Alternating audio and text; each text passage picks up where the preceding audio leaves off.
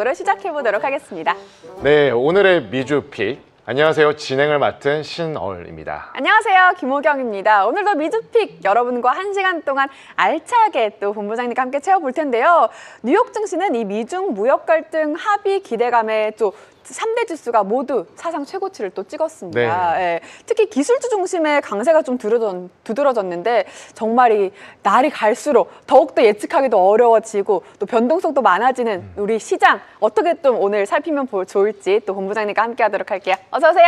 네, 안녕하십니까. 안녕하세요. 네, 반갑습니다. 아, 솔로몬, 여의도의 솔로몬이잖아요. 솔로몬을 네. 빨리 모셨어야 되는데 그러니까요. 그래야지 여의도에서가 아니라 미주픽의 솔로몬으로 그러니까요. 오늘은 더 자리매김해 주셔야 1시간 됩니다. 동안 미주픽의 솔로몬으로 활약 부탁드리겠습니다. 네, 알겠습니다. 네. 시장이 정말 우리 시장은 4천을 넘었고 미국은 또 사상 최고치고 그 어느 때보다 좋은데 또 불안한 감도 있고 네. 계속 갈 것이냐 네. 이런 마음들이 한켠에 있겠지만 여전히 이제 이제라도 라는 생각을 가지신 분들이 많을 것 같아요. 그러니까 이제 코스피가 아침마다 막 날아가다가 오늘 좀 주춤했잖아요. 오늘은 뭐 약간 예. 주춤하니까 좀 낯선 거예요. 주춤하는 게 이제 낯설어진 거죠. 이 정도 하락은 하락은 아니죠. 그러니까 약간 네. 장중에 이제 조정 국면이라고 봐야 되겠죠. 조정 정도? 네, 알겠습니다. 네. 오늘도 좋은 말씀 네. 미주픽의 솔로몬 신중호 본부장이 함께 할 텐데요. 네. 오늘 다행히 지금 세간의 이목을 아주 이제 집중시키고 있는 한국 시리즈가 네. 이동일이라서 쉬거든요. 그래서 오늘은 우리 옥동이분들 다 네. 출석하셨죠? 그리고 우리 네. 본부장님도 네. 마음이 네. 지금 만약에 어제였으면 그쵸, 되게 그쵸. 싱숭생숭하셨을 수 네. 있는데 오늘 이동일이니까 미주픽 오늘 그래도 경기가 없어서 너무 다행이네요. 아니었으면 이제 중간중간에 저희가 확인을 시켜드려야 될 뻔했어요. 아닙니다. 미주픽이 더 우선이죠. 그럼요. 감사합니다. 내가 응원 안 하더라도 네네. 열심히 잘 할 테니까요. 좋습니다. 네, 오늘 네. 한국 시리즈도 없지만 네. 더욱더 재미있고 유익한 미주픽 신중호 본부장님과 함께 만들어 가보도록 하겠습니다. 네. 옥 반장님, 오늘 선물지수 어제 역대급이었잖아요. 그러니까요. 오늘도 궁금합니다. 오늘은 또 이렇게 반반 뛰고 있는데요. 네, 반반 오랜만이네요. 그렇죠. 일단 나스닥은요 상승하고 있습니다. 0.05% 상승을 하면서 25,977포인트 유지하고 있고요. S&P는 중도를 유지를 하고 있습니다. 이 빨간불을 켜고는 있지만 일단 0%로 보이면서 네, 퍼센테이지는 0인데 그쵸. 0.25포인트. 네, 6,908포인트 유지하고 있습니다. 네, 아무래도 어제 네. 워낙에 사상 최고치를 기록을 했었고 네. 재료가 또 어떤 것이 있을까 좀 궁금해하는 투자자들의 심리 그쵸. 좀 아무래도 있을 수밖에 없지 않을까라고 보여집니다. 그리고 S&P는 아무래도 기술주보다는 미국 경제 이런 다양한 부분들을 다 담아내고 있는데 이제 FOMC가 또 이제 개회가 앞두고 있기 그쵸. 때문에 매크로에 대한 부분들은 조금 더 지켜보려는 심리가 조금 더 나스닥보다는 작용할 수도 있다라고 네. 보여지고요. 네. 네, 옥 반장님 그리고 우리 옥동이 분들 네. 어제 또 워낙에 미 증시가 뜨거웠고 그쵸. 국장도 뭐 전반적으로 계속 좋은 모습들 나오고 있으니까 밝은 모습들 계속 생각이 되는데 그래도 한번 네. 직접 인사 나눠주시죠. 네, 좋습니다. 우리 옥동민들 오늘도 오카입니다. 여러분들 어서들 들어오시고요. 오늘은 핑계 없습니다. 통하지 않아요. 네, 오늘은 야구도 없기 때문에 우리 옥동이 가족분들 어서들 들어오셔서 1시간 동안 또 저희와 함께 꽉꽉 채워주시기 바랍니다. 오늘도 땅비님께서 오카 이렇게 또 인사를 해주셨고요. 수도풀님도 들어와 계시고 다다님께서 또 이렇게 인사를 해주고 계시고요. 덴버 이야기님께서도 어서 들어오세요 이러면서 또 인사 남겨주고 계십니다. 자, 계속해서 또 이거 읽을 수 없는 또 닉네임이 있는데 여전히 또 영어로 되어 있기 때문에 에이오망님도 계시고요. 또 유나이티드 헬스 3.82% 상승 중이라고 이렇게 또 적어주셨습니다. 오늘도 끝까지 1시간 동안 여러분들과 알차게 채워보도록 하겠습니다. 네, 이렇게 옥동이 분들 아무래도 오늘 이제 에이펙도 곧 이제 진짜 시작을 할 맞아요. 거고. 진짜 코앞이에요. 네, 그리고 이제 각각의 경제 거물들도 오다 보니까 이 나스닥이나 미국 증시의 핵심 요인들이 한국에서 펼쳐질 수 있거든요. 그쵸. 우리 미주픽의 솔로몬 신본부장이 아주 알찬 답을 주실 테니까요. 많은 댓글 남겨주시면은 오늘 또 활기차게 진행해 보도록 하겠습니다. 네. 네, 그럼 첫 번째 이슈픽 진행해 볼까요? 네, 첫 번째 이슈픽 만나보도록 할게요. 네, AMD를 살펴보겠습니다. 네. 어제 큰 뉴스가 있었고요. 미국 에너지부가 AMD와 손잡고 10억 달러 규모의 협약을 체결했습니다. 핵 융합 에너지, 암 치료, 국가 안보 등 복잡한 과학 문제를 해결하기 위해서 슈퍼컴퓨터 2대를 개발한다고 합니다. 네, 그렇습니다. 이 미국이 중점을 두고 있는 여러 분야의 과학적 연구에 폭넓게 활용이 될 것으로 기대가 되는데요. 이 2대 슈퍼컴퓨터 좀 어떤 특징들이 있는지 간단하게 소개 부탁드릴게요. 네, 이제 개발을 하니까 어느 정도 개요만 나와 있는 상황인데 첫 번째는 럭스라는 컴퓨터인데 6개월 이내에 가동될 수 있다라고 오. 합니다. 현재 슈퍼컴보다 3배 더 많은 AI 용량을 제공할 것으로 예상이 되고요. 네. 28년 구축이 목표인 두 번째 컴퓨터인 디스커버리는 AI 그리고 전통적인 슈퍼컴퓨터 기능을 동시에 구현할 수 있는 오. 첨단 시스템으로 알려져 있습니다. 그렇군요. 이렇게 좀 새로운 AI 기반의 슈퍼컴퓨터들이 과학 연구 진전을 얼마나 더 가속화시킬 수 있을지 저희가 꾸준히 함께 지켜봐야겠습니다. 네. 네, 본부장님 올해 AMD 오픈 AI와 칩 공급 계약에 이어서 또 미국 에너지부 파트너십까지 성공을 하면서 주가 랠리가 계속해서 지속이 맞아요. 되고 있습니다. 잘 나가고 있는 이 AMD 앞으로도 계속 잘 나갈지 어떻게 보시나요? 그러니까 우리가 거의 미주픽 초반에 AMD가 네. 나와주면서 맞아요. 엔비디아도 더 갈 수 있다라는 논리를 만들어줬거든요. 엔비디아 혼자만 가서는 시장의 파이가 커지지 않는다. AMD가 네네. 뭐 커스터마이즈된 뭐 칩이라든지 이런 부분도 있지만 어떻게 보면 진영 싸움이 계속 이루어지고 있잖아요. 네. 만약에 우리나라랑 결부시키면 엔비디아와 하이닉스, AMD와 삼성전자 이렇게도 이제 연결이 되는 아. 부분이기 때문에 이 AMD 이슈가 나왔다고 해서 그렇다고 엔비디아가 안 좋은 뉴스냐? 물론 안 좋은 뉴스일 수 있죠. 예를 들어서 뭐 그 GPU 시장에서 MS를 다퉈야 되니까. 네. 그런데 이 MS를 다투지만 시장에서 봤을 때 이 파이는 커진다라고 봐야 되지 네. 않을까라는 생각에서 저는 이 AMD가 미국 에너지부와 뭐 10억 달러 규모의 협력을 발표했다라는 거는 그 자체가 얼마나 파괴력이 있냐라는 것도 있겠지만 네. 이런 뉴스들이 앞으로도 계속 나올 수 있다. 그래요? 지금 이제 미국의 정부 주도로 사실 밸류 체인에 대한 내용들이 상당히 많이 진행이 되고 있잖아요. 네. 이를테면 한 2주 전인가 그 JP 모건의 실적 발표에서 그 다이몬 회장이 100억 달러 투자 얘기가 똑같아요. 국방, 뭐 에너지, 뭐 그런 뭐라고 했죠? 그때 당시에 미국의 전략적인 투자가 필요한 쪽에 자기들이 돈을 대주겠다. M&A와 벤처를 통해서 그런 얘기들이 네, 있었지 글로벌 않습니까? 아이비 중심으로. 그게 순차적으로 각 기업이나 분야별로 나오고 있는 것 같아요.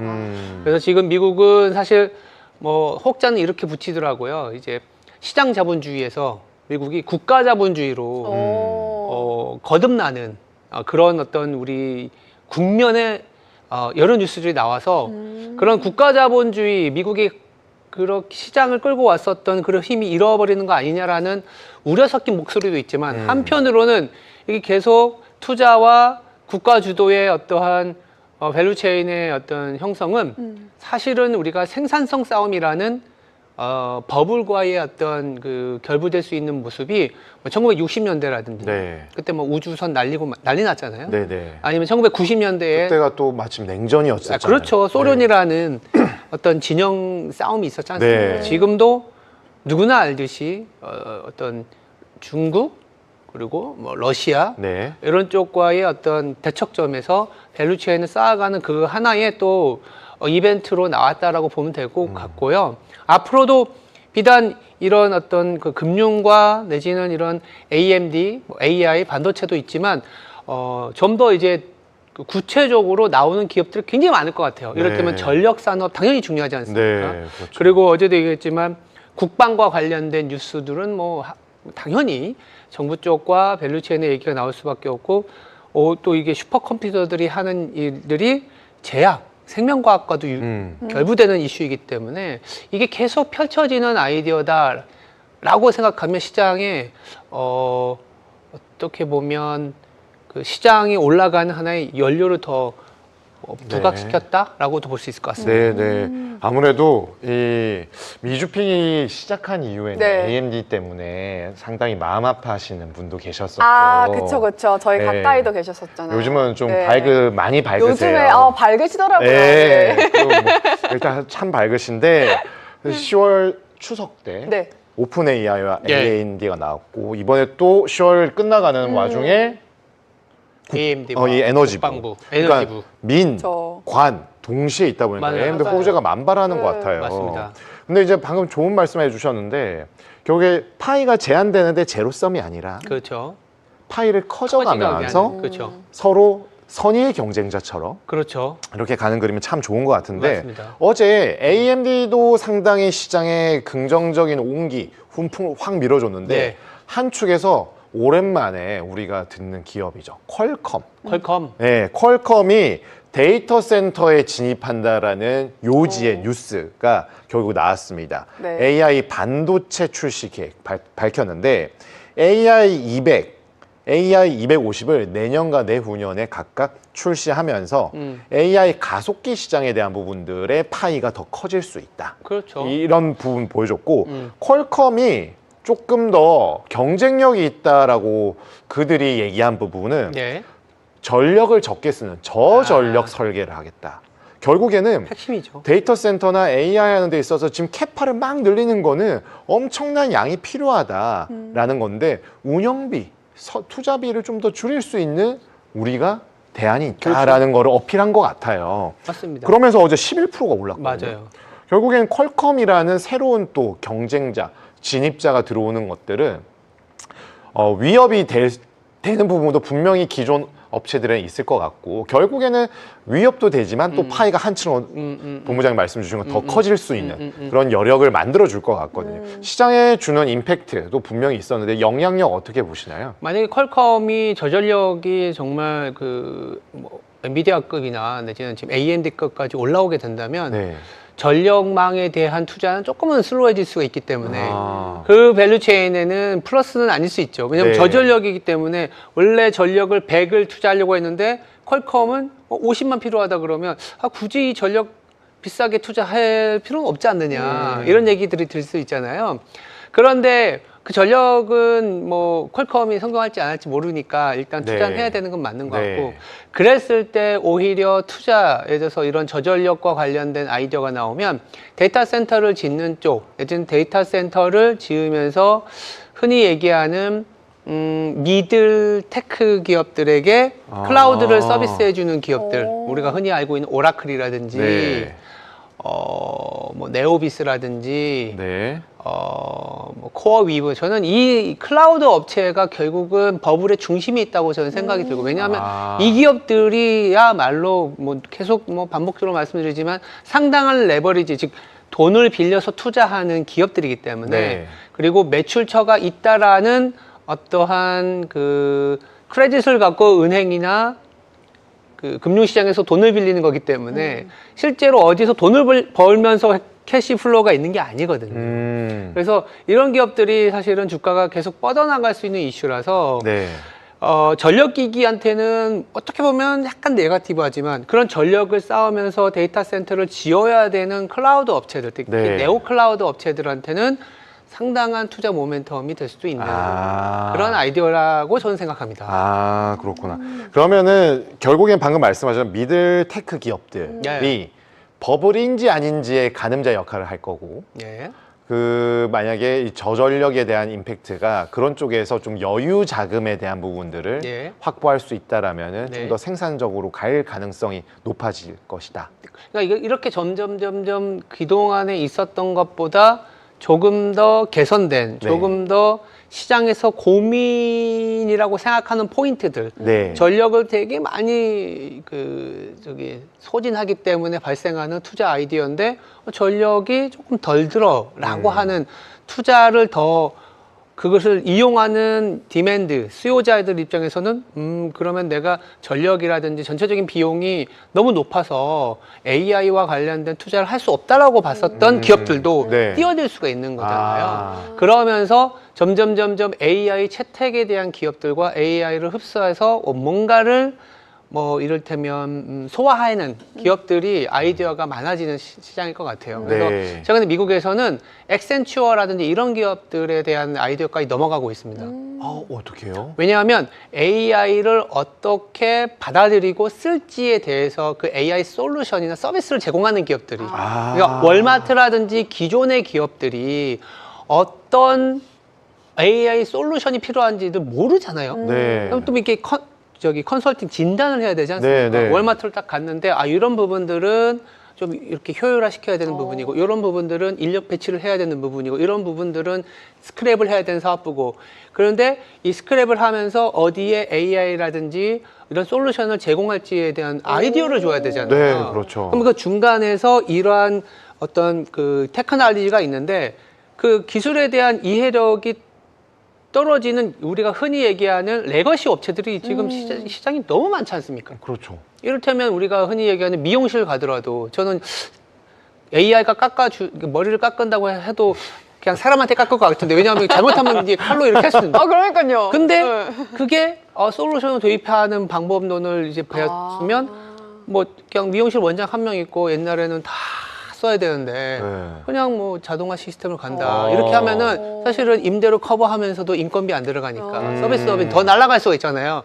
그런데 그 매개체가 되는 기업들에 대한 관심들이 상당히 높아지고 있습니다. 그래서 우리나라도 보면 그런 기업들이 많지는 않지만 좀 그런 기업들이 나올 것 같고 미국은 엑센추어라고 그 엑센추어는 사실 들어봤어요. 컨설팅이나 뭐 이런 네. 네. 자금을 조달하거나 이런 부분들이 있는데 그런 기업들에 대한 관심도도 높아지고 있어요. 그렇군요. 이제는 AI 컨설팅까지 네. 받는 그런 그러니까 시대가 결국에는 왔군요. 본부장님께서 네. 주로 말씀하시는 게 AI 생각나죠. 침투율이라는 그쵸. 거. 맞습니다. 네. 이제 높아지기 시작하는 거예요. 침투율의 아. 가속화를 야기할 수 있는 트리거로서 작용할 가능성이 높아질 네, 것이다. 저는 그렇게 보고 있습니다. 네, 이렇게 그렇군요. 보면 되겠군요. 네. 결국에는 요지는 커진다네요. AI 산업. 그래서 네. AI는 그래서 계속 지금 간다. 시장이 사상 최고치를 아, 찍고 있는 것 같아요. 네, 그래서 뭐 저희가 얘기하다시피 뭐 AI 관련된 주들은 앞으로 당분간은 쭉 갈 거다 이런 얘기를 많이 들었거든요. 맞습니다. 그러면 또 저희가 AMD 얘기를 했는데 AMD가 요즘 또 이렇게 잘 나가고 있잖아요. 네. 요즘 너무 기분 좋게 나가고 있는데 혹시나 앞으로는 좀 투자 전략을 어떻게 가져가면 좋을지 혹은 주가가 많이 올랐거든요. 많이 올랐죠. 네, 아직까지 뭔가 나 AMD 고민하고 있었는데 요즘 너무 잘 나가네. 나도 어떻게 한번 해볼까 이런 분들에게 좀 어떻게 조언을 해줄 수 있을까요? AMD 뭐 당연히 이렇게 좋게 얘기했는데 투자하자라는 얘기를 할 수 있을 것 같고 뭐 밸류에이션적인 부분들이나 이런 거는 지금의 어떤 AI와 관련된 기업들의 밸류에이션은 기존의 어떤 척도로 보면 비싸다라는 평가가 나올 수밖에 없습니다. 기준. 예, 근데 이제 퍼가 약 150 배거든요. 그렇죠. 네. 밸류에이션으로만 놓고 버블이다 아니다라고 판단하기에는 굉장히 근거가 미흡하긴 해요. 근데 지나고 보면 너무 밸류에이션이 높은 기업들은 결국 이 사이클이 끝났을 때 큰 아픔이 오는 것도 사실이지만 네. 계속적으로 매출에 대한 기대치가 있는 기업들은 사실은 그 밸류에이션을 용인하거나 그 밸류에이션 더 주기도 하거든요. 네. 그런 측면에서 지금의 AI 사이클이 우리가 생각하기에 끝나지 않았고 제가 생각하기에도 아까 오클로라든지 그런 네오클라우드 업체들 오클로가 아니라 오라클 자꾸 헷갈리더라고요. 오클로는 네. 원전인데 맞아요. 저도 실수한 적이 한두 번 있어요. 뭐 둘 다 투자해도 좋은 기업이니까 상관없을 것 같긴 하지만 네. 그런 기업들이 차입을 통해서 성장이 꺾였을 때 오히려 같이 이제 무너질 수 있지만 지금은 더 올라갈 수 있는 단계라서 뭐 엔비디아든 AMD든 그런 AI와 관련된 첨단의 그 가장 그 뭐랄까요 그 이노베이터들은 네. 끌고 가는 게 맞다. 그래서 이렇게 요즘에 본부장님 뭐 더 시장 오래 보셨으니까 과거에는 이익이나 이런 부분들이 중요했는데 지금은 이제 매출을 매출. 기반으로 PSR 보는 건가 맞습니다. 봐요. 예. 네. 이제는 그렇죠. 시장을 커가는 그게 더 중요하다. 네. 이노베이터. 네. 저희가 AI 얘기를 계속해서 하고 있는데 네. 저희가 방금 들어온 속보가 있어요. 얼마 전에 저희 그 얘기 했잖아요. 오픈 AI가 이제 결제까지 진행을 하게 될 거다. 쇼핑을 네네. 하고 결제까지 맞아요. 이어지게 될 거다 네, 했는데 솔루션 그쵸, 그쵸. 예, 방금 들어온 속보가 페이팔 아시죠? 네. 네. 페이팔과 오픈 AI가 처음으로 이제 오픈 AI가 페이팔과 계약을 맺으면서 챗 GPT 안에서 결제까지 가능할 수 있게 페이팔 하면 이제 결국 결제를 완료시켜주고 우리가 맞아요. 뭐 사면 받을 수 있는 제일 좀 그게 큰, 없으면 안 되잖아요. 그쵸, 그쵸. 네. 기업이잖아요. 그래서 이 페이팔 자체가 이제 오픈 AI와 처음으로 계약을 이렇게 맺으면서 처음으로 이렇게 챗 GPT 내에서 이제 결제까지 이어질 수 있게끔 이런 시스템을 도입을 한다고 합니다. 정말 오픈 AI 확장성이 어마무시한 것 같아요. 그러니까요. 그래서 요즘 안 지금 끼는 데가 없어요. 네, 페이팔이 7, 8% 정도 이제 상승을 하고 있다고 지금 합니다. 프리마켓에서요? 네, 그렇습니다. 또 이렇게 저희가 얘기한 이슈들이 바로바로 계약으로 이어지니까 확실히 AI는 앞으로 계속해서 좀 나아가겠구나 이런 생각이 또 드는 것 같습니다. 아마도 선물에도 영향을 미칠 것 같고 맞아요, 맞아요. 오늘 개장 이후에 이 관련된 이슈로 인해서 또 한 번의 상승 동력을 제공하지 않을까라고 보여집니다. 그렇습니다. 네. 자. 그러면 두 번째 이슈픽 살펴볼까요? 네. 네, 두 번째는 금 그리고 관련된 광산업 종목에 대한 부분입니다. 네. 미중 정상회담 앞두고 양국 간 무역 갈등에 대한 긴장은 다소 완화됐습니다.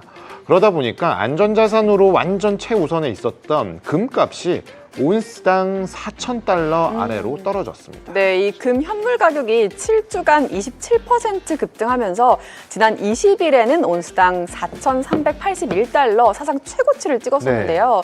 그 후에 이제 불과 일주일 만에 9% 이상 급락을 하는 모습을 보이고 있습니다. 특히 뉴몬트를 비롯한 이 금 채굴 업체들의 주가도 일제히 하락세를 보이고 있는데 이 차익 실현 매물이 좀 쏟아졌다고 볼 수 있는 걸까요? 네, 맞습니다. 업계 전문가들은 이번 상승세가 투기성 자금이 과도하게 몰린 결과일 수도 있다라고 분석하고 있고 네. 연준 금리 인하 가능성이 커지면서 금값 상승에 대한 기대감은 반대로 좀 더 있습니다. 지금 약간 호재와 악재가 양분되고 있는 그러네요. 부분인데요. 시장에서는 연준이 내년 초까지 현재보다 약 3차례 정도 추가 금리 인하 단행할 가능성 높다라고 보고 있습니다. 네, 뱅크 오브 아메리카, HSBC 같은 좀 주요 은행들은 내년 금값이 온스당 5,000달러까지 오를 거다 이렇게 전망을 했는데요. 다만 단기적으로 추가 하락 가능성도 배제를 할 수 없는 이런 좀 신중한 시각을 같이 공존하고 있는 것 같습니다. 네, 금리 인하 기대와 네. 차익 실현 압박 동시에 작용하고 있는 금 앞으로 어떤 흐름이 지속될지 지켜보도록 하겠습니다. 네, 본부장님 올해 금값은 이 지정학적 불확실성과 좀 달러 약세에 대한 해지 수요로 급등하기는 했지만 네. 최근 가파른 상승세는 좀 지속 불가능한 랠리였다 이런 평가도 나오고 있거든요. 그렇다면은 지금 하락은 좀 건강한 조정이라고 보시는지 아니면은 진짜 하락을 하고 있는 부분인 건지 어떻게 보시나요? 이렇게 음봉이 저렇게 나오니까 이제 네. 무서워 보이긴 하는데 네. 이게 한 9주째 연속으로 올라갔을 때에 그 수요가 굉장히 어떻게 보면 금값을 자극하는 어떤 변수들이 굉장히 좋았어요. 네. 뭐 예를 들어서 연준이 금리를 내린다라든지 그리고 미국의 부채 이슈가 있었고 네. 더불어서 이제 중앙은행이나 어떤 ETF 수요가 좀 있었다라는 부분도 있는데 극단적으로 재미있는 사례 중에 하나는 아까 이제 수급적인 부분 그 옵션 시장도 있었지만 인도 시장의 수요가 급증했던 사이클이 단기적으로는 조금은 소강 상태로 접어들었기 때문이다. 인도가요? 네, 왜냐면 지난주에 인도가 디왈리 축제라고 그게 끝났어요. 오, 그러면 인도가 이제부터는 뭘 하느냐 하면 결혼 시즌입니다. 결혼 시즌? 예. 아, 근데 인도는 지창금 문제도 있고 결혼할 때 금을 엄청 많이 써요. 네네. 근데 인도가 그거 뭐 결혼 시즌이라고 수요 얼마나 되는데 하잖아요. 근데 인도가 연간 전 세계 금 생산량의 25%를 수입을 하는 나라예요. 그래요? 예, 그런 상황에서 10월 중순까지 뭐 누가 봐도 연준은 금리 내릴 거고 뭐 여러 가지 아이디어 중에 인도의 어떤 금 수요가 상당히 활발했고 그런 상황에서 이제 딱 끝나고 지금부터 12월까지는 금을 수입한 걸 갖고 이제 가공하는 단계다 보니까 실제적으로 이제 그 수요의 하나는 이제 사실은 좀 소강 상태가 들어간 거죠. 결혼 시즌이니까 네, 왜냐면 이제 이제는 이미 수입한 다- 거를 이제 막 그쵸, 가공하는 그쵸. 거죠. 네. 그 로우 머티리얼 금을 들어오는 게 아니라 이걸 가지고 온 거를 이제 이쁘게 만드는 만들어. 거죠. 예. 아. 그러니까 뭐 이게 메인 이슈냐라고 하면은 그동안에 금값을 들어 올렸던 이슈 중에 하나인데 시기적으로 때마침 10월 중순부터 조금 빠졌다라는 측면에서 사후적인 거긴 하지만 그런 측면도 있지 않았나라는 거고. 가격 조정에 있어서 일부 이벤트 드리븐적 성격의 네. 요인도 작용을 하고 있다. 하방으로 맞습니다.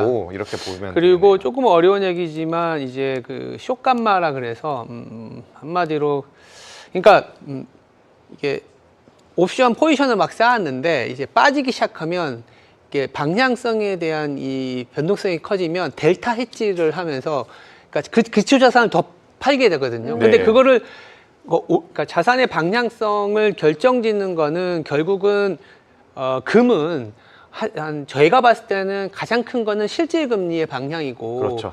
두 번째는 달러의 방향이고 뭐 거의 비슷하긴 합니다만 네. 아주 중장기적으로는 부채의 증가 속도예요. 네. 이거는 계속 살아 있어요.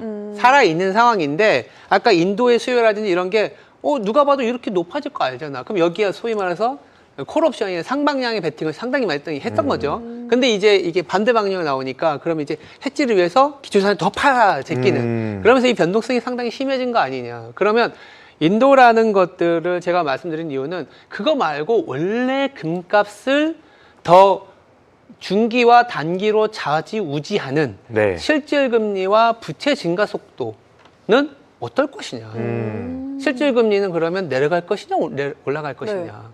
라는 부분인데 저는 실질 금리는 지금 보면 연준이 또 뭐 이번 주에 뭐 25bp 내릴 가능성이 높지 않습니까? 네. 그러면 실질 금리가 내려가는 상황이죠. 그러니까 네. 물가 상승률이 그대로인데 실질 금리가 떨어지면 이거 그 뭐냐? 기준금리를 내리고 네, 그러면 시장 금리가 떨어지면 네, 실질금리는 떨어지고. 더 떨어지니까 인플레이션 해지를 하기 위해서라도 금값은 뭐 중기적으로는 지금은 제가 또 다시 모아야 되는 사이클이지 않을까 이런 생각을 좀 하고 있는 상황입니다. 근데 진짜 이 인도가 아니 그 국가가 그러느냐 뭐 이럴 수 있는데 금 수요가 24년도에 한 5천 톤 정도로 추정이 되고 네. 한 3,700톤이 생산을 하고 나머지는 재활용 금을 활용을 한대요. 근데 생산하는 게 3,600톤이라 치면 25%면 900에서 1,000톤을 인도가 담당을 하는데 요거를 약간 매칭을 하면은 보석 수요, 기금속 수요가 약 한 1,900톤 정도 된대요. 인도 그럼- 혼자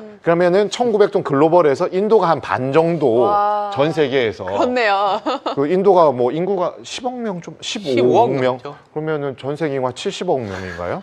근데 거기다가- 아무튼 간에 엄청 호화를 하는 거죠. 거기다가 이제 사실 인도만 얘기했지만 전 세계에서 이 수요처 개인 소비 내지는 전체 수요 실질 어떤 네. 금의 수요처로서는 3대국이 있어요. 중국, 네. 인도, 베트남. 베트남. 아, 베트남도 그래서 금을 베트남도 좋아. 얼마 전에 그 개인 그 민간의 그 소비자들 그러니까 수요처들한테 풀어준 게 뉴스가 있었는데 아. 그것도 잘 보시면 그것도 이 여름 이후에 주가 그 금 가격을 들어올린 하나의 네. 이슈이긴 합니다. 그 제가 최근에 좀 조사한 바에 의하면 BIS에서 리퀴디티 인덱스라는 게 있고 유동성 지표. 예. 근데 이게 평상시에는 미 달러, 유로, 일본엔 세 개가 연간으로 한 1.5% 정도 늘어요. 근데 2020년대부터 3.1, 3.2%씩 증가를 하고 있거든요. 아. 유동성의 공급이 더 빨라졌다라는 거죠. 그렇죠. BIS에서 non-financial sector 기준으로. 맞습니다. 그런데 사실 닉슨 대통령이 71년도에 우리나라 8.15에 그때 금본위제를 폐지를 하잖아요. 맞아요. 그러니까 금 보유량과 무관하게 통화를 공급할 수 있다라는 건데 중앙은행은 제가 조사를 해보니까 한 20년 동안 2.7만에서 3.2만 톤 정도만 들고 있어요. 근데 최근에 선진국들은 금을 안 사는데 말씀하셨던 그런 국가들 있잖아요. 맞아요. 인도, 중국, 네. 베트남도 되겠고 남미는 파는 나라도 있고 사는 나라도 있고 중앙아시아는 좀 사더라고요. 근데 데이터가 총 집계가 올해는 안 됐는데 한 3.3에서 3.4만 톤 정도 추정은 되는데 근데 결과적으로 유동성을 이렇게 넣는데 중앙은행의 금 보유량은 늘지만 이 상승률이 더디다는 거죠. 그럼 결국에는 이거에 대한 의심을 하기 시작하는 거잖아요, 사람들이. 그렇죠. 그래서 금 수요가 상당히 많아요. 현물이나 선물이든 배팅을 하는 수요든 좀 늘는 게 아닌가? 거기에다가 금리를 올해 이번 주 한 번 더 하면은 이게 이벤트 드리븐으로 좀 떨어질 수는 있어도 받쳐주는 힘은 화폐의 가치가 떨어지는 거죠. 네, 받쳐주는 금 가격에 대한 받쳐주는 힘은 견조하지 않을까라고 저는 생각이 되거든요. 그러니까 이제 극단적으로 생각하면 우리 코스피 4천이 됐잖아요. 네. 근데 연초 대비 코스피가 한 60% 올랐나요? 네. 금값 대비 금으로 그러니까 우리가 주가를 금으로 나눠 보세요. 그럼 우리가 몇 퍼센트 올랐을까요? 연초 대비 한 10% 정도도 안 될 겁니다. 그러니까 그만큼 우리나라는 우리 원화 갖고 금을 사려고 했을 때 네. 연초 대비 우리가 코스피 이렇게 올랐어. 이거 팔고 금 사야지 했는데 금 처음에 연초에 내가 금 한도는 살 수 있었어. 네. 그래서 사면 금 한도보다 조금 더 되겠죠. 네. 근데 그만큼 우리는 지금 그쵸. 코스피 내에서도 화폐 가치 하락분이 반영이 됐기 때문에 주식시장이 왜 이렇게 올라가느냐 하면 한편으로는 내가 갖고 있는 내 원화로 금을 살 수 있는 가치가 떨어졌기 때문에 그러니까 여기 있는 거죠. 금을 갖고 있으면 내가 10년, 20년 후에라도 바꿀 수 있어요. 그래서 서울의 집값도 금값으로 나누면 많이 오른 게 아니에요. 그러니까 참 처절한 건데 네. 우리나라나 뭐 전 세계가 마찬가지지만 금값으로 봤을 때의 자산 가치가 얼마나 많이 높아졌냐라는 거 보면 많이 높아진 게 아니에요. 그래서 4천 올라간 거 박수 친 거 박수 치면 해요. 박수 치면 네. 한데 그게 정말 금을 압도하면서 실적과 우리 화폐의 가치가 높아지면서 올라간 가치냐라고 봤을 때는 네. 그렇게 보면 실질 금리라든지 부채의 증가 속도라든지 그 나라의 성장률을 봤을 때 우리나라 사람들이 금을 사는 거는 아니면 비트코인을 사는 거는 저는 지금도 해야 되는 거예요. 근데 그것도 아니고 밖에도 자산을 빼지 못하는데 나라에서 인정해준 레버리지 투자 강남의 집값을 살 수 있는 사람은 거기다 투자하는 거예요. 신뢰할 수 있기 때문에. 네. 왜? 현물이니까. 금 이상의 네. 가치는 더 있을 거라고 생각하기 때문에. 근데 그건 정부가 막으니까 못하니까. 네. 금이든 비트코인이든 아니면 한국 시장에서 금보다 더 많이 올라갈 수 있는 인플레이션 했지. 반도체라든지 네. 이런 걸 사는 거지. 아. 한국 시장이 좋아져서 사는 게 아니죠. 왜냐하면 원화 가치가 약해졌잖아요. 그래서 지금 와닿는 게 돌반지로 또 치환이 되는데 80만 원이잖아요. 네, 그러니까 지금 연초에 만약 한 50만 원이었으면은 사서 코스피에 투자를 했다 치면은 이제 다시 돌반지를 사러 가니까 돌반지 하나 사고 한 10만 원 정도 남은 거잖아요. 그렇죠. 그러니까 코스피가 네. 좀 낮긴 한데 네. 우리나라 진짜 4천 올라갔으니까 정말 세상이 해피해진 세상이야 라고 보기엔 어려운 거죠. 그렇구나. 그런 환각도 있습니다. 왜냐하면 달러가 요새 그렇게 많이 안 빠졌어요. 하반기 들어서는. 맞아요. 네, 그것도 잘 생각하셔야 됩니다. 네, 달러 인덱스가 연초에 100 한 6, 7포인트였다가 지금 98, 99니까 상반기에 쪽 빠졌던 게 오히려 강해졌거든요. 네. 그런 모습들과 금. 이게 또 금을 하면은 아주 해피한 생각만 들 수도 있지만 그러니까요. 금으로 치환을 했을 때 실질 가치에 대한 그러니까. 고민들은 네. 또 현실의 이 그렇죠. 부딪히는. 무거움을 확 주네요. 맞아요. 그래서 치환을 했을 오히려 금으로 치환했을 때 미국이 많이 올랐나 우리가 보면 연초 대비 주가 수익률 막 4천 올랐다고 막 자화자찬하잖아요. 우리 전 세계 1등이다. 근데 금값 대비해서 많이 오른 건 아마 미국이지 않을까요? 우리나라보다.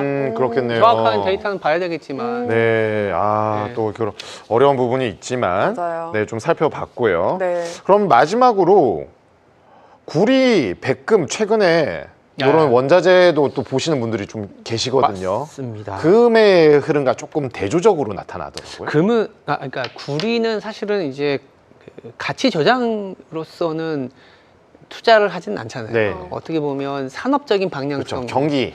지금은 좀 많이 약해졌죠. 닥터코퍼라는 부분들이 많이 약해지긴 했지만 그래도 그런 단어가 나왔던 이유는 경기적인 측면 내지는 산업적인 측면에서 구리 가격이 주는 어떤 시사점이 있다라는 측면이고 네. 구리가 우리가 흔히 얘기하는 상당히 많은 예를 들어서 뭐 우리가 전선을 깔든 전력이라든지 아니면 뭘 만들지인가에 들어가는 부분들이 있는데 구리 가격도 이 어떤 그 산업 고유의 어떤 가격 상승도 있었지만 인도네시아나 이런 기업들이 수출을 좀 제한하면서 공급적인 이슈. 네, 공급적인 이슈도 좀 있었어요. 그런 부분들도 조금 왜곡이 되어 있다 보니까 전체적으로 산업을 반영하는 이슈에서는 조금은 차이가 있긴 합니다만 그래도 지금 얘기하고 있는 AI와 관련된 수요만으로도 상당한 가치가 있기 때문에 네. 우리도 뭐 상승 여력이 여전히 있다. 뭐 이런 생각은 좀 하고 있어요. 그래도 근데 이게 공급적인 수급적인 측면들이 있다 보니까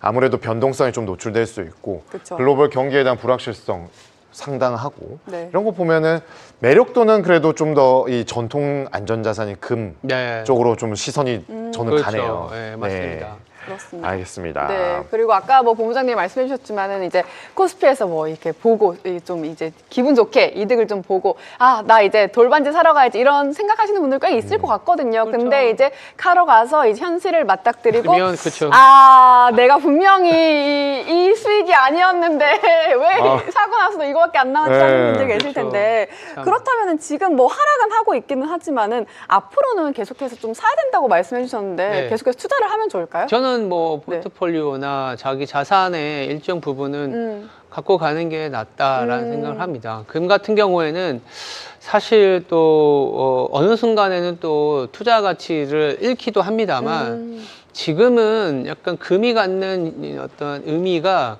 여러 가지가 있지만 이 인플레이션 해치도 있지만 내가 어느 순간에 버블이 꺼질지도 모른다는 불안감을 케어할 수도 있어요. 왜냐하면 버블이 꺼졌을 때 그때에 동반돼서 올라갈 수 있는 자산이 몇 없어요. 그때는 네. 미국의 장기채라든지 네. 아니면 뭐 이제 단기채라든지 국채가 강세로 가지 않겠습니까? 네. 근데 이제 미국의 버블이 꺼졌을 때 달러도 확 하락할 수가 있어요. 왜냐하면 미국의 성장률이 빠진다고 했어요. 근데 그때 금은 그러니까 인플레이션 해치도 되지만 우리가 알 수 없는 시스템 리스크가 왔을 때 금은 또 방어가 되거든요.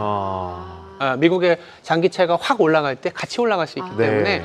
상하방을 어떻게 보면 좀 통제하거나 좀 이렇게 리스크 해치할 수 있는 그렇네요. 네. 방패 같은 역할을 되지 않을까라는 생각을 하고 있습니다. 그러면은 뭐 계속해서 투자를 하는 게 그래도 저는 조금씩 하겠네요. 계속 네. 포트에 좀 담는 게 그쵸, 중요하다. 그쵸. 네. 이 말씀 그렇습니다. 귀담아 들어보겠습니다. 네, 저희가 또 금까지 살펴봤고요. 네. 이어서 서약개미 순매수상의 톱20 종목들 살펴보도록 하겠습니다. 네.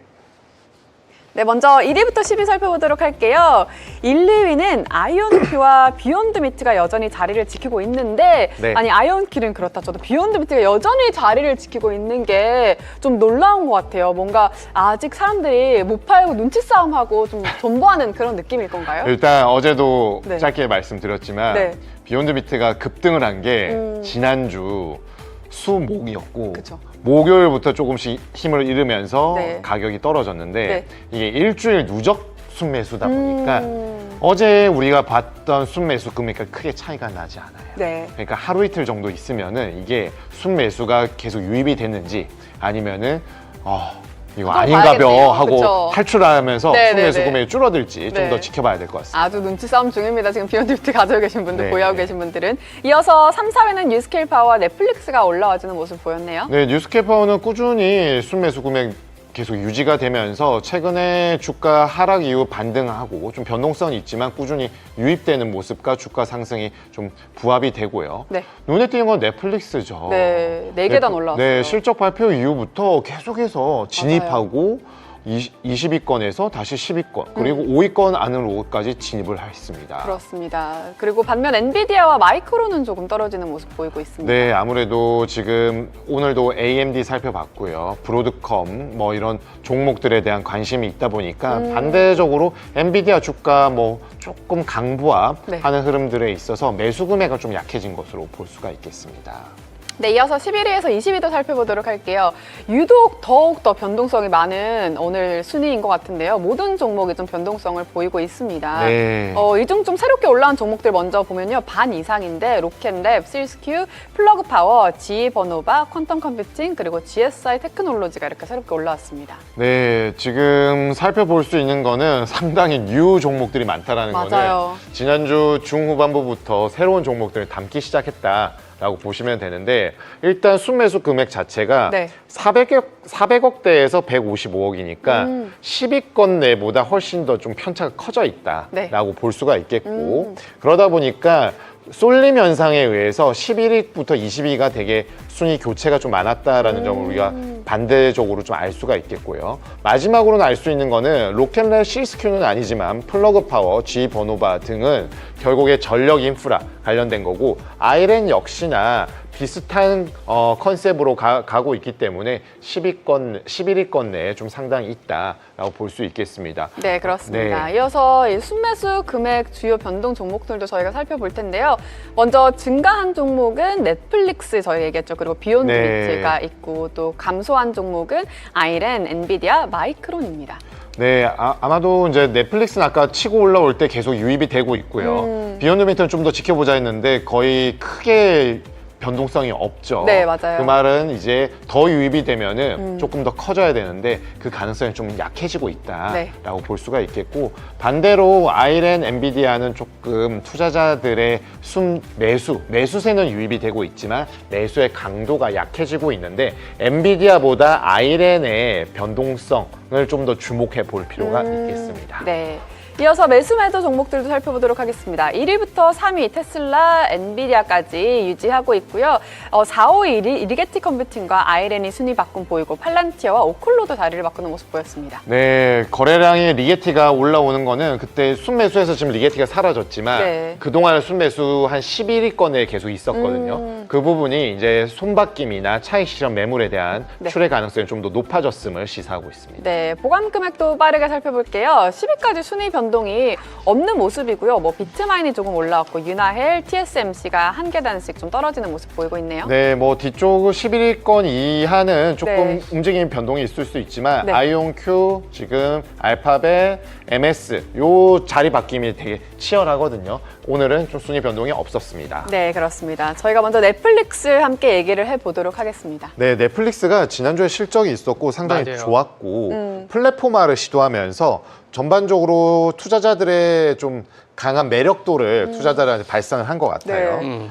그런데 이제 최근에는 또 주가에 대한 변동성이 높아지다 맞아요. 보니까 이거를 지금 순매수는 들어오고 있는데 저가 어떻게 봐야 매수인지 되는지. 아니면은 물타기인지. 네. 그 한국 시장의 서학개미 분들이 이제 순위가 왜 올라왔느냐를 보면 일단 넷플릭스가 K-바이오스가 좀 있잖아요. 네. 그 오징어 게임이라든지 맞아요. 그다음에 캐대헌이라든지 캐대헌. 이런 부분들 때문에 결국 우리가 만들어주는 컨텐츠로 넷플릭스가 성장을 할 거야 아마 이런 얘기도 있을 것 같고, 그리고 넷플릭스가 10월에만 지금 고점 대비 20% 이상 하락하다 보니까 네. 어떤 투자 매력도가 높은 거 아니냐 이런 생각들이 있으신 것 같아요. 그리고 지난주에는 뭐 브라질 당국과 세무적인 이슈가 있다 보니까 네, 맞아요. 이런 거는 뭐 일회성이지 않을까요? 일회성이지 않겠냐 막 이런 내용들인데 일단은 근데 한번 이제 좀 보면 1340달러까지 갔다가 지금은 1100달러가 깨진 상황이라서 네. 뭐 가격적으로는 매력적이긴 하지만 저걸 다시 들어올리려면 어떤 네. 이슈가 있어야 되냐면 결국은 어떤 구독자의 증가라든지 아니면 최근에 넷플릭스가 하고 있는 게 이제 광고 수익 쪽으로 이제 아이디어를 많이 가져가잖아요. 네.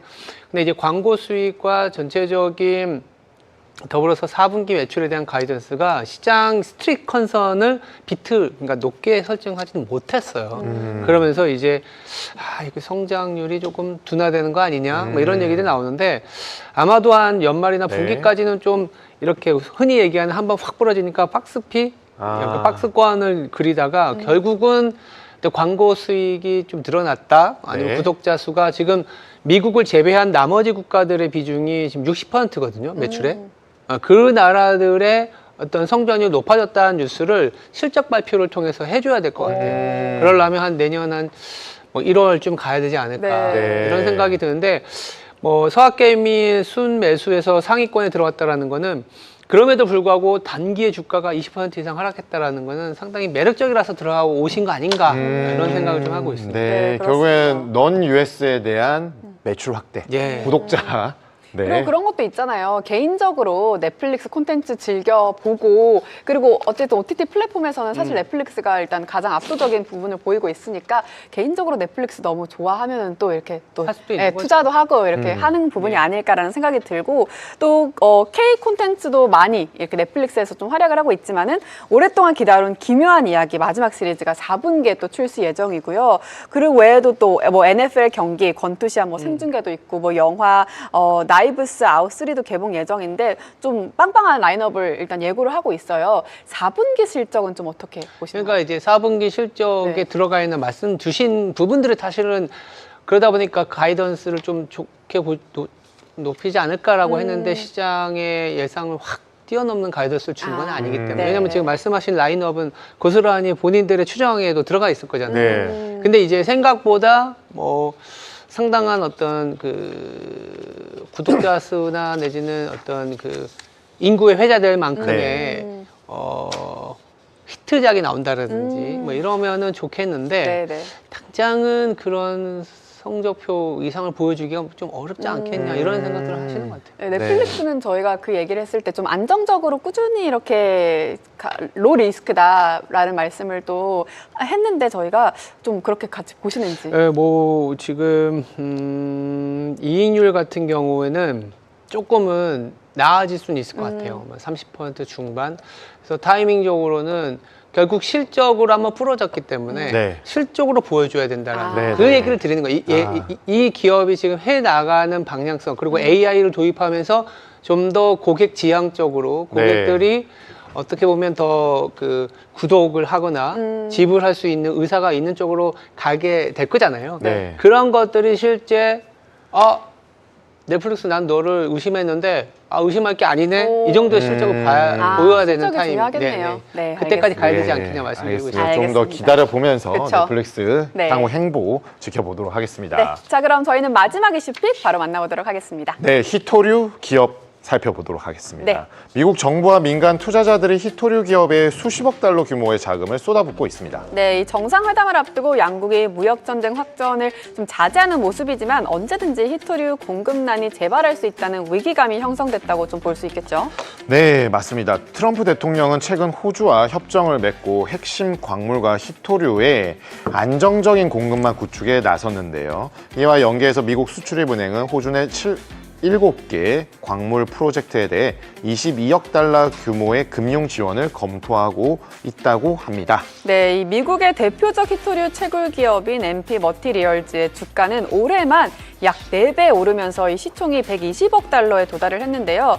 결국 이번 투자붐은 이 중국의 히토류 무기화가 이 서방의 이 히토류 산업 부활을 좀 촉발했다 이렇게 볼 수 있겠네요. 네, 맞습니다. 중국의 무역 압박이 잠자는 거인을 깨웠다라는 평가가 있습니다. 네. 앞으로 히토류 시장의 주도권 네. 누구에게 넘어갈지 지켜봐야 하겠습니다. 정말 누구에게 넘어갈지 너무 궁금한데요. 본부장님, 이 미국의 히토류 독자 공급망 구축에 속도를 내면서 일각에서는 2차 세계대전 당시에 그 맨해튼 프로젝트를 비유하기도 하더라고요. 네, 그리고 또 수십억 달러 규모의 투자가 계속해서 이어지고 있고 여러 기업들이 탈중국 공급망 구축 경쟁에 뛰어들면서 좀 침체됐던 이 서방의 핵심 광물 산업이 재편되고 있는 모습을 또 보이기도 하는데 미국은 호주에 이어서 이 일본과도 히토류 핵심 네. 광물의 안정적 좀 공급을 위해서 양국 협력을 강화하고 있는데 미국의 히토류 자립은 좀 어떻게 보시는지 궁금합니다.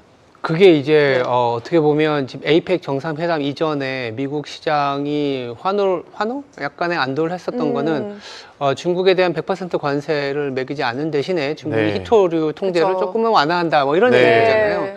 지금 당장은 중국이 전 세계 히토류의 70% 차지한다 이런 얘기도 많이 들으셨잖아요. 네. 그러면 뭔가 밸류체인 AI 메모리가 필요한데 반도체 들어가는 게 다 히토류에 네. 있지 않습니까? 메모리도 17개라고 그렇고. 하는데 맞아요. 그 히토류 중에 몇 개 들어가는데 지금 만약에 그걸 꽉 쥐고 있는 중국이 안 해버려 하면 이게 소위 말하는 그 경쟁 내지는 밸류체인을 만들어가는 그 속도도 끊기게 돼요. 그렇겠네요. 그러니까 잘 중국과 이 서서히 멀어질 헤어질 결심을 한 상태에서 헤어지는 그걸 잘 해야 돼요.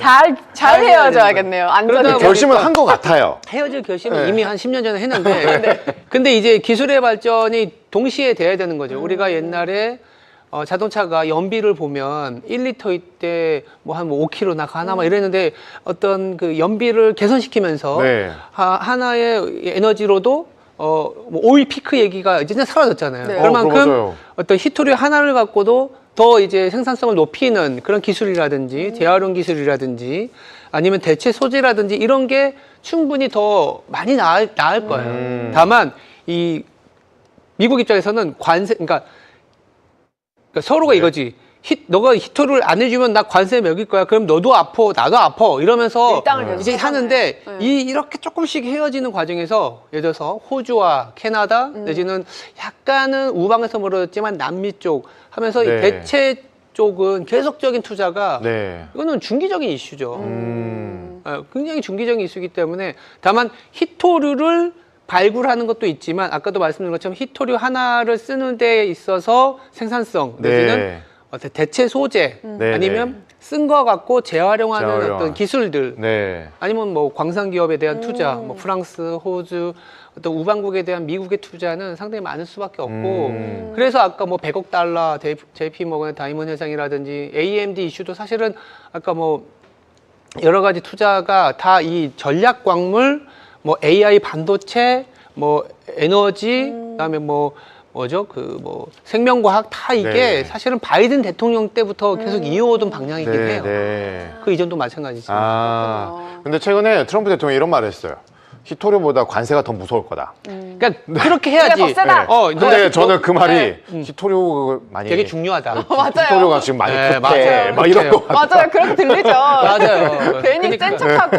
너 히토류 네가 계속 꽉 쥐고 안 풀면 관세 계속 먹여. 어쨌든 뭐 너도 힘들 거야라고 가는 그렇죠. 거잖아요. 네. 윈윈으로 가자 뭐 이런 느낌인 거죠. 그래서 트럼프 대통령이 막 이러는데 네. 오히려 그 동물의 왕국 보면은 싸우기 전에 막 몸을 크게 하는 애들 있잖아요. 그쵸, 그쵸. 그런 애들처럼 말하는 것 같았어요. 사실 맞아요. 뭐 반도체도 중국도 중요하지만 일단 이 원재료 가져오는 거는 시급한 문제잖아요. 시급합니다. 네, 그러니까 좀 그런 것 같은데 그쵸. 최근에 이제 워낙 이슈가 돼서 이거는 뭐 하는데 히토류 관련 주 업종 종목 뭐 맞아요. 이슈도 많고 뭐 지분 투자니 많이 뭐 또 매크로 이슈도 봐야 되고 하는데 어떤 관점으로 어떻게 투자를 하고 맞아요. 수익을 실현하면 좋을지 그냥 뭐 기업을 사기 뭐 하면 ETF도 있어요. 아, 예, REMX라는 네. 미국에 상장된 뭐 히토류 EMX요?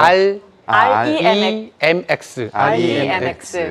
네. 뭐 반에크 레어 얼스 앤 스트래티직 뭐 머티리얼 뭐 네. 발음이 안 좋아서 죄송합니다만 그런 것도 있고 아니면 뭐 MP 머티리얼즈라든지 이런 기업들은 상당히 많이 다 아시니까 네. 그렇죠, 그렇죠. 그런 전략 기업에 대한 아이디어는 지금 우리가 생각할 때 생각보다 긴 사이클에서 네. 더 네. 지속되지 않을까 아. 이렇게 봐야 될 것 같습니다. 그럼 일단은 그래도 이것도 우리가 관심을 가지면서 충분히 매수 관점에서 접근할 수 그렇죠. 있는 거는 그렇죠. 유효하다. 네. 다만 이제 워낙 복잡하니까 조금 네, 이 ETF나 사랑 싸움이 ETF. 어떻게 끝날지. 아 몰라요 드라마가 그러니까요. 처음에 12화인 줄 알았는데 뭐 지금 한 4년째 5년째 하는 것 같습니다. 그러니까요, 느낌이. 그렇습니다. 네, 끝나진 않을 것 같아요. 끝나지 않을 것 같지만 이제 또 이번 주 정말 중요한 일정 앞두고 있으니까 네. 어떻게 될지 저희가 함께 지켜보도록 하겠습니다. 자, 이렇게 오늘도 아주 알차게 1시간 동안 미즈픽 함께 해봤고요. 저희는 내일 저녁 7시에 다시 돌아오도록 하겠습니다. 오늘도 함께 해주신 여러분 고맙습니다. 안녕.